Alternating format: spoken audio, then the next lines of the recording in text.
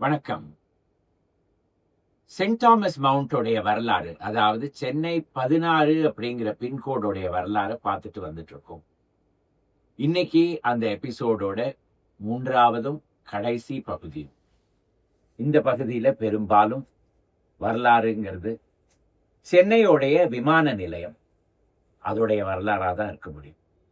அதோட சமீப காலத்துல இந்த பகுதியில நடந்த சில வளர்ச்சிகளை பத்தி பார்க்கலாம் வாங்க.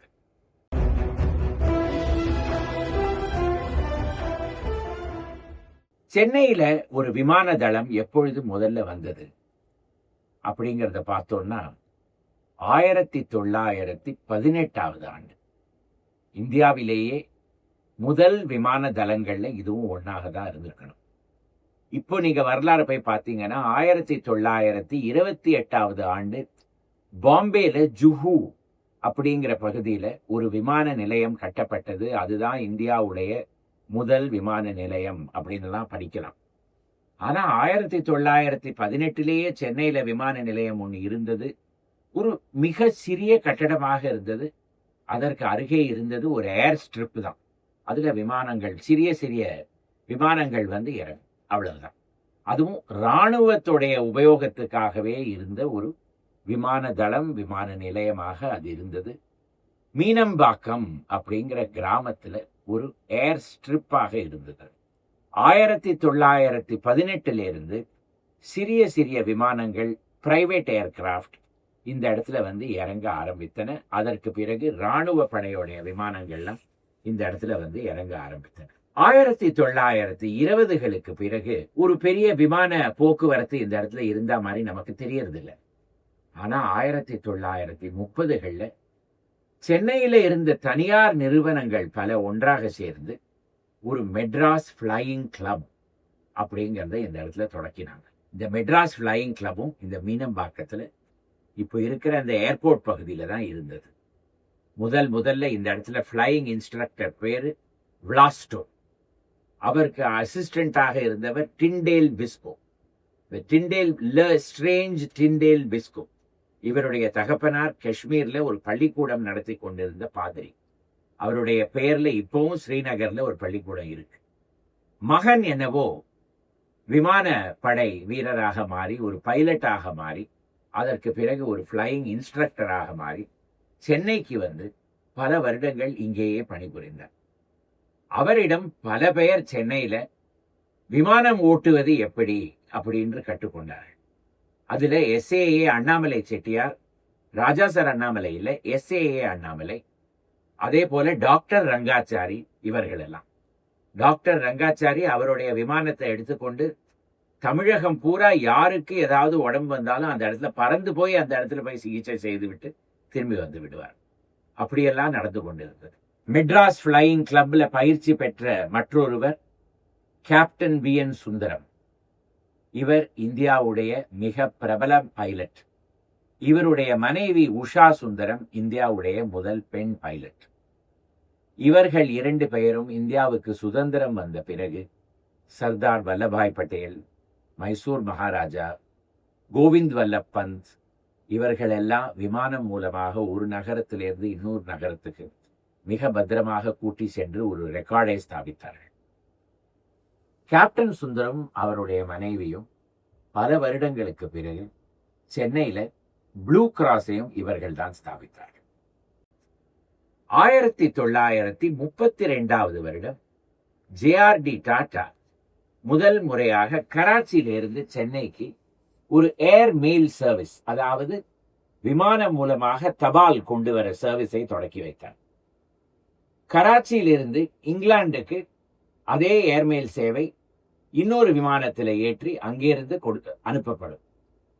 அதிலிருந்து சென்னைக்கும் லண்டனுக்கும் நேரிடையாகவே விமான போக்குவரத்து, தபால் போக்குவரத்து ஆரம்பித்தது. இது 1932 ஆண்டு. அதற்கு பிறகு படிப்படியாக சென்னையுடைய விமான நிலையம் வளர ஆரம்பித்தது. 1948 ஆண்டு முதல் முறையாக சென்னையில மெட்ராஸ் மாநிலத்தில் ஒரு தனியார் துறை விமான சேவை தொடக்கப்பட்டது. அதுதான் வள்ளல் அழகப்ப செட்டியார் KVALRM அழகப்ப செட்டியாருடைய ஜூபிட்டர் ஏர்வேஸ் ஜூன் மாதம் 7ஆம் தேதி 1948 வருடம் அப்பொழுது மதராஸ் மாநிலத்துக்கு முதலமைச்சராக இருந்த ஓமந்தூர் ராமசாமி ரெட்டியார் அவர்களால் இது தொடக்கப்பட்டது. ஆனா இதற்கு 14 வருடம் முன்னாடியே இந்த இடத்துல மெட்ராஸ் ஏர் டாக்ஸி சர்வீஸ் அப்படின்னு ஒன்று இருந்தது. ஏர் டாக்ஸினா என்ன? சிறிய விமானம், ஒரு பைலட் ஒரு கோ பைலட் முன்புறம், பின்புறத்துல 3 பேர் உட்காரலாம். பிரயாணிகள் 3 பேர் பின்புறத்துல உட்காரலாம். ஆந்திரால இருந்த 2 ஜமீன்தார்கள் IV கிருஷ்ணராவ், IV புஜங்கராவ், இவர்களால 1934 வருடம் இந்த மெட்ராஸ் ஏர் டாக்ஸி சர்வீஸ் தொடக்கப்பட்டது. சென்னையிலிருந்து ஆந்திரால 2 இடங்களுக்கு சென்று, அங்கிருந்து பூரிக்கு சென்று, பூரியிலிருந்து கல்கத்தாக்கு போற ஒரு ஏர் டாக்ஸி சர்வீஸ். இதோட டிக்கெட் கட்டணம் எவ்வளவு தெரியுமா? 125 ரூபாய். அதுல பயணம் செய்தவர்களுக்கு காப்பீடு வேற உண்டு, அதாவது லைஃப் இன்சூரன்ஸ். 10,000 ரூபாய் அளவுக்கு லைஃப் இன்சூரன்ஸும் உண்டு. ஆனா இந்த ஏர் டாக்ஸி சர்வீஸ் 2-3 வருடங்களுக்கு தான் செயல்பட்டது. அதற்கு பிறகு மூடப்பட்டது. அதற்கு பிறகு அழகப்ப செட்டியாருடைய 1948 ஜூபிட்டர் ஏர்வேஸ் 1952 ஆண்டு தான் ஒரு பெரிய அளவில் இந்த இடத்துல ஒரு விமான நிலையம் கட்டப்பட்டது. அதற்கு பிறகு கர்மவீரர் காமராஜர் அவர்கள் முதலமைச்சராக இருந்த பொழுது 1 கோடி செலவில் இந்த விமான நிலையம், விமான தளம் எல்லாம் ஒரு பெரிய அளவில் விரிவாக்கம் அடைந்தது. ஒரு பெரிய ரன்வே கட்டப்பட்டது. அந்த ரன்வேக்கு அருகேயே மீனம்பாக்கம் கிராமம் இருந்தது. பெரும்பாலும் மக்கள் எல்லாம் அந்த இடத்துல இருந்து வேற இடத்திற்கு அனுப்பப்பட்டார்கள். ஆனால் சில பேர் அதே இடத்துல இருந்தாங்க. இந்த 1950கள் 60கள் எல்லாம் விமானம் இறங்கும் பொழுது அந்த இடத்துல இருந்த அந்த இல்லங்களும் அந்த குடிசைகள்ல இருந்து ஆட்டுக்குட்டியெல்லாம் வெளியில ஓடி வந்துடும். அதனால 2 பேரை அனுப்புவாங்க ஏர்போர்ட்ல இருந்து. அவங்க போய் அந்த ஆட்டுக்குட்டி எல்லாத்தையும் விரட்டிட்டு அதற்கு பிறகு விமானம் இறங்கி லேண்ட் ஆகும். அப்படியெல்லாம் சென்னை ஏர்போர்ட்ல இருந்து. ஆனா 1960கள் 70கள் எல்லாம் சென்னை ஏர்போர்ட்டுக்கு போகிறதே ஒரு தனி கிளாமர், ஒரு தனி மஜா. ஒரு பெரிய முதல் தளத்துல ஒரு வராண்டா இருக்கும். அந்த இடத்துல ஏறி போய் நின்று பார்த்தோம்னா பிளேன் எல்லாம் இறங்கின பிறகு அதிலிருந்து பிரயாணிகள்லாம் இறங்கி வரதை நம்ம நேரடியாவே பார்க்கலாம். அவங்க அங்கேருந்து நம்மளை பார்த்து இப்படி கையெல்லாம் ஆட்டுவாங்க, நம்ம அவங்கள பார்த்து கையாட்டுவோம். அவங்க அங்கேருந்து ஹலோ சொன்னா காதுல கூட விழும். அதே போல வழி அனுப்புவதற்கும் அந்த இடத்துல போய் அந்த முதல் தளத்துல நின்று அங்கேருந்து வழி அனுப்பலாம். இதை சில பழைய தமிழ் படங்கள்ல எல்லாம் இந்த காட்சியை உங்களால பார்க்க முடியும். திரு அசோகமித்திரன் அவர்கள் அவருடைய ஜெமினி ஸ்டுடியோஸ் வரலாறு புத்தகத்துல my years with a boss அப்படிங்கிற புத்தகத்துல என்ன எழுதியிருக்காருன்னா, ஜெமினி ஸ்டுடியோஸ்ல ஷூட்டிங் நடந்துட்டே இருக்குமா. அந்த நடிகருக்கு பாம்பேக்கு போவதற்கு ஒரு டிக்கெட் வாங்கி வச்சிருப்பாங்க. விமானம் மீனம்பாக்கத்துல டேக் ஆஃப் ஆகிறதுக்காக காத்துட்டு இருக்கும். இங்கே ஷூட்டிங் முடிஞ்சிருக்காது. ஜெமினி ஸ்டுடியோஸ்லேருந்து ஏர்போர்ட்டுக்கு ஃபோன் பண்ணி கொஞ்சம் விமானத்தை நிறுத்தி வைங்க, நடிகர் வந்துடுவார் அப்படின்னு சொல்லுவாங்க. 1/2 மணி நேரம் 45 நிமிஷத்துக்கெல்லாம் கூட விமானம் காத்துட்டு இருக்குமா. ஜெமினி ஸ்டுடியோஸ் எங்க இருக்கு? கோடம்பாக்கம் ஹைரோடு, நுக்கம்பாக்கம் ஹைரோடு சந்திப்பில் இருந்தது. அங்கே இருந்து 15 நிமிடங்கள்ல மீனம்பாக்கத்துக்கு போய்விட முடியுமா. அவ்வளவுதான் டிராபிக் இருந்துதான்.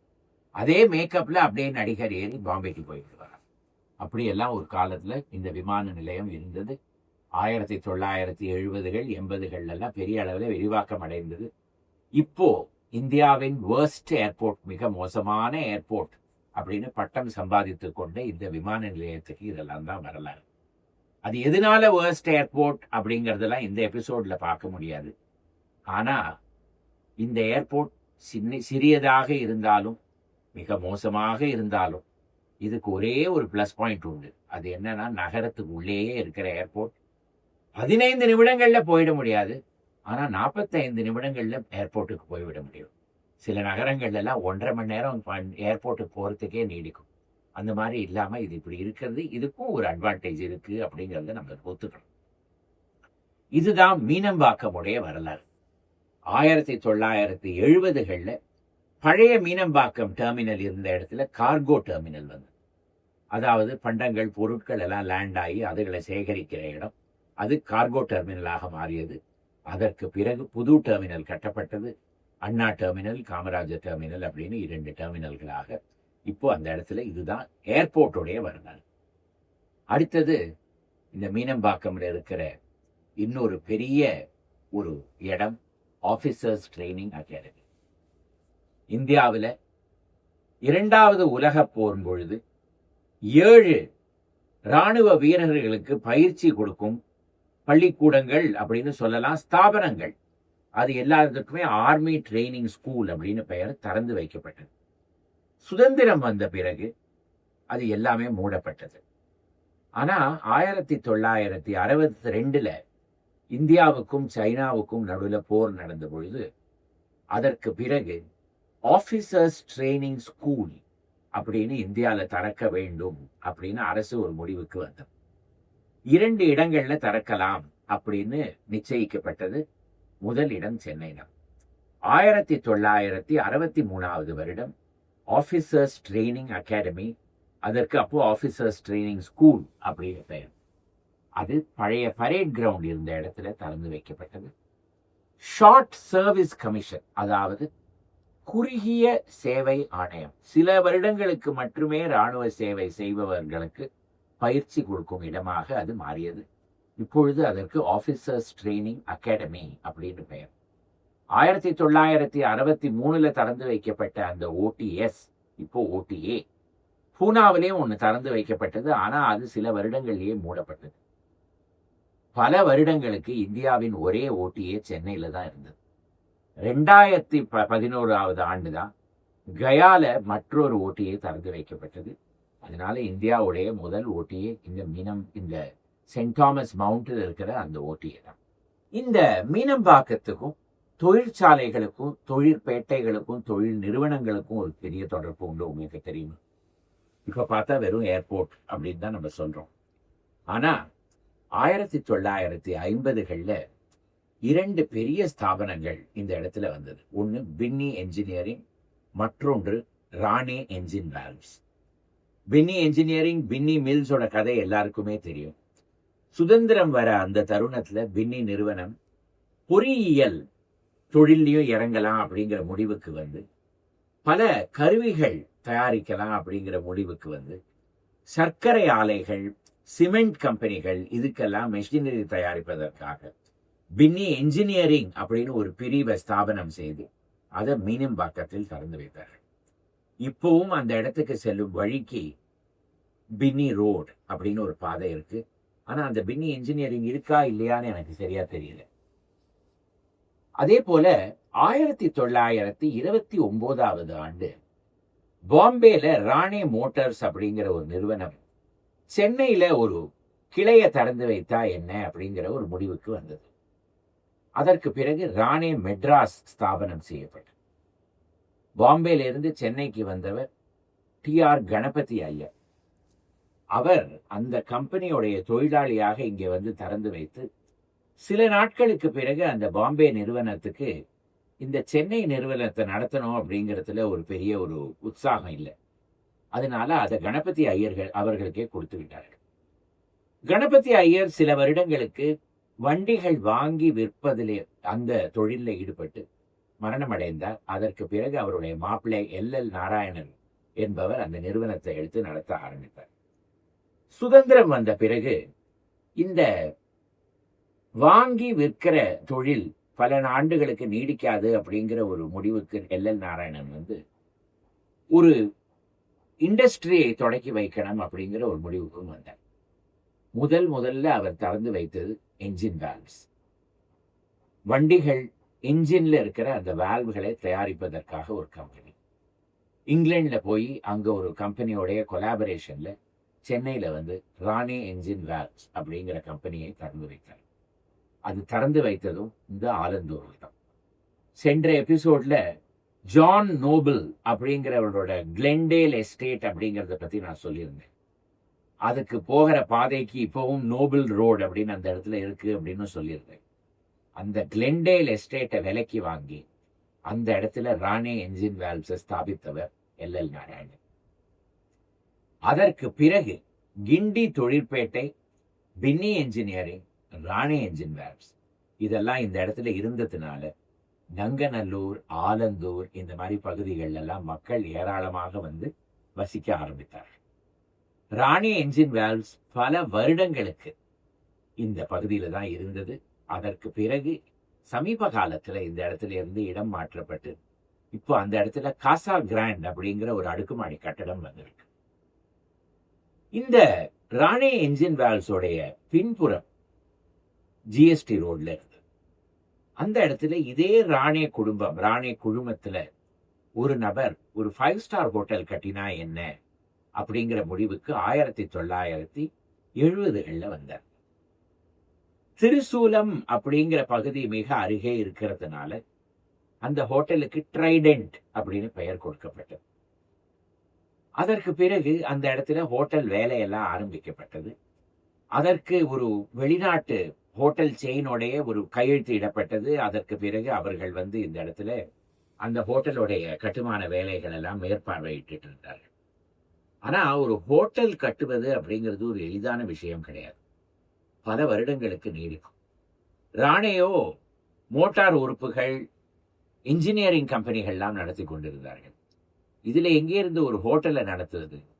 சில காலத்திலேயே அந்த ஹோட்டல் ப்ராஜெக்டை ஓபராய் குரூப்புக்கு விட்டுவிட்டார். அதற்கு பிறகுதான் ஓபராய் ட்ரைடென்ட் ஹோட்டல் அந்த இடத்துக்கு வந்தது. இப்பொழுதும் அதே இடத்துல இருக்கு. அதற்கு அருகே இப்போ ராடிசன்ஸ் ஹோட்டல் வந்துவிட்டது, பல ஹோட்டல்கள் வந்துவிட்டது. இதுவும் ஒரு சுவாரஸ்யமான வரலாறு தான் இந்த மீனம்பாக்கமுடைய வரலாறு. இந்த சென்ட் தாமஸ் மவுண்ட்லேயே பல பள்ளிக்கூடங்கள் வந்துவிட்டன, பல ரெசிடென்ஷியல் ஏரியாஸ் வந்துவிட்டன. ஆனா இது எல்லாவற்றுக்கும் மையமாக இருந்தது மூன்று தான். முதல்ல சர்ச், இரண்டாவது ராணுவம், மூன்றாவது விமான நிலையம். அப்படி பார்த்தோம்னா விமான நிலையமே ராணுவத்தினாலதான் இந்த இடத்துல வந்து பாருங்க. 18வது நூற்றாண்டுல மேஜர் ஸ்ட்ரிங்கர் லாரன்ஸ் எடுத்த ஒரு முடிவு, ராணுவ படைய சென்ட் தாமஸ் மவுண்ட்ல வைக்கணும் அப்படி. அதுல இருந்து ஒரு பகுதியே எப்படி வளர்ந்துட்டு இருக்கு பாருங்க. இதுதான் வரலாறுடைய சிறப்பு. இந்த எபிசோடு உங்களுக்கு பிடித்திருந்ததுன்னா இதை லைக் செய்யவும், இதை உங்க நண்பர்களோட பகிர்ந்து கொள்ளவும், இந்த சேனலுக்கு சப்ஸ்கிரைப் செய்யவும். மறுபடியும் அடுத்த வாரம் இதே போல ஒரு புது எபிசோடுடன் வருகிறேன். வணக்கம்.